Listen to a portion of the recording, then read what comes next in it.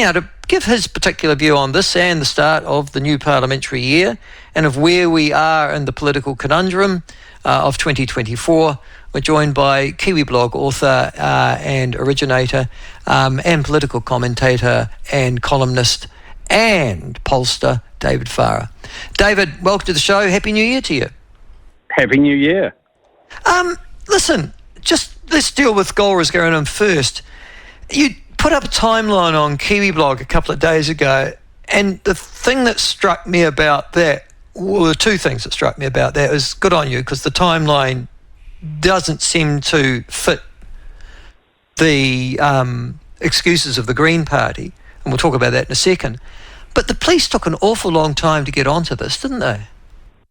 They did, and probably almost certainly only because of the publicity. Sadly, shoplifting crimes aren't treated as a priority by police, even when you send them the evidence, etc. This is why retailers, complain so much about it. So I think it's almost beyond doubt that if it weren't for the fact that suddenly they realise this involves an MP and is very high profile, it would be seen at the bottom of someone's basket. Okay, but they are investigating now, and now obviously the third case has been added to that. The circumstance of the third case, now that happened in Wellington, which is where you live. I don't know the particular store, obviously, and even if I did, I'd be unlikely to frequent it. But what happened there was did somebody have an experience of shoplifting and go, that woman did it, or I think she did it? And then was it the publicity about the Green MP that made them associate the two events? It's not absolutely clear.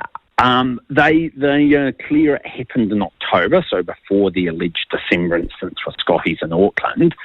But the implicit assumption is that they didn't realise the identity of the person at the time, and it's only because of what's happened with the Scotties allegations they've said, that person looks a bit familiar, because look, you and I know what most list MPs look like, but actually most people don't.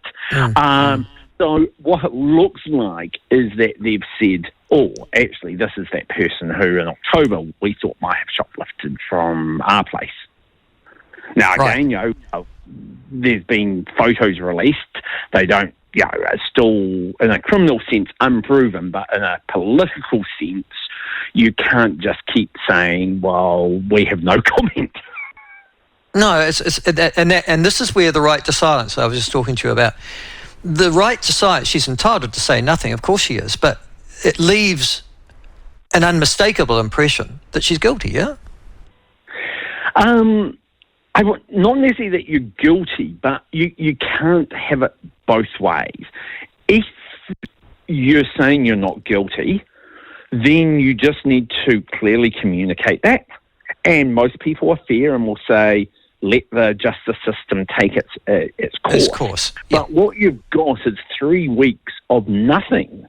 I mean, the first thing was, I thought it was pretty amazing that the Green Party leadership would say, look, carry on with your holiday, that's fine, Yes, that's bizarre. We'll just sort this out when you get back. I mean, I've worked in politics, as you know, in Parliament, and for most parties, if you got told that your justice spokesperson had been captured on camera allegedly shoplifting, this would be something you'd want to deal with in 24 hours. You basically contact them, you say, look, is this total bill, or is there some substance here? Because we need to work out what to do.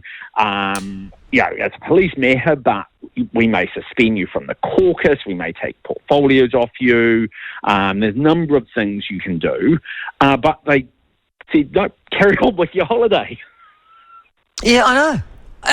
And I was just thinking to yourself, if this was the National Party, for example, and John Key or Christopher Luxon, you would assume, as party leader, any party leader in between, they would simply go, this is bloody serious.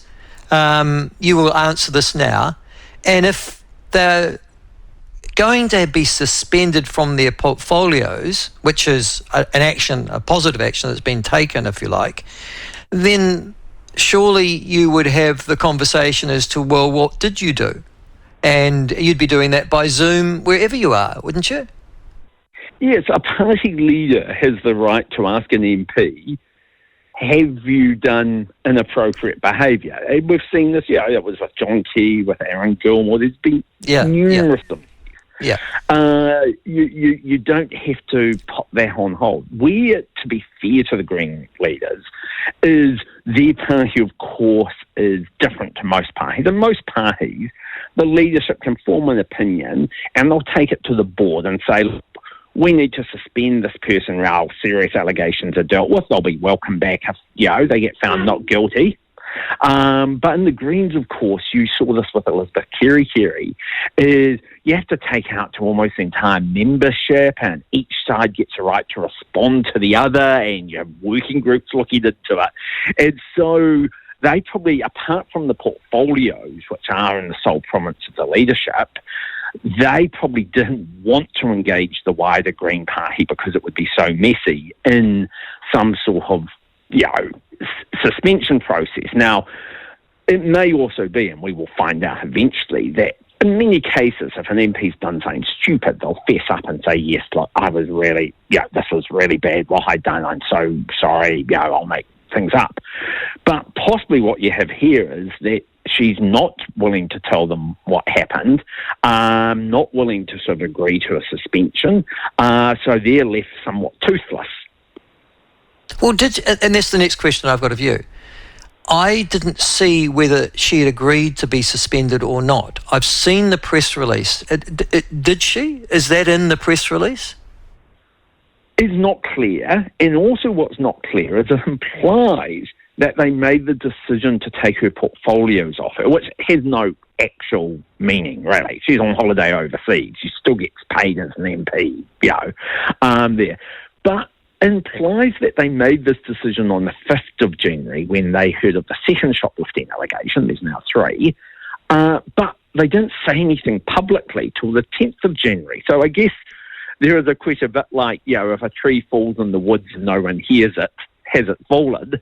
Well, if you suspend an MP from their portfolios secretly and quietly and don't tell anyone, is it really taking action? Yeah, and that's the next thing. They put that out, I think, by a written statement. They're refusing to say anything else. There are so many unanswered questions that inevitably, whatever happens to Ghahraman, the Green Party co-leadership has got many questions to answer themselves about whether or not they misled the media, and whether or not, on what day did you suspend them becomes a really relevant and live issue, doesn't it? It is. There's a number of issues for the leaders, apart from for the MP affected too. And the MP affected can say, well, I've got a potential criminal case, but the leaders don't have that type of thing. And I've been surprised that the media, like the MP flew into New Zealand. Where was the people waiting at the airport? Where has been the demanding that the Green leaders front up? Because I'll just do a look and I agree with you. Done, but when there was a book called Dirty Politics by Nikki Hager in 2014, and the key was in the allegation, the guy called Jason in the leader's office would sometimes email Cameron ideas for his blog, right? They staked out Jason, who wasn't accused of breaking the law. He was accused of sending emails to a blogger for 4 weeks. They staked his mother's place out. They actually kept up over Christmas, I think, for months and months, even after the election there. So I do look at that and I do think, well, are people going over two standards here that the Green leaders aren't being given the same blowtorch as a national leader, or to be fair, probably even a Labour leader, I think. Etc. If they may be a smaller party, but it doesn't give you immunity, I guess, from accountability. Do you think that one of those reasons is because the news media and the people who work with them are so sympathetic to the Liberal left cause in general? I think that is part of it. It's easier when you're naturally sympathetic. It's like, oh, poor James and Marama having to deal with this, etc. And all that, because it's hard to think of why else you wouldn't have TV cameras staked outside their house. Now, personally, I'm not saying they should do that, but if you're going to do it for everyone else, you need to have the same standards. Yeah. No, I agree. I was just talking about that this morning. You're absolutely right. And having been, in actual fact, the subject of that, David, you know, and even by, you know, the founder of the platform, for example, is one of the leading PAC members of the time. But, I mean, nevertheless, I agree with you. The double standard's clearly obvious, and the mainstream media are guilty of that in this particular case themselves.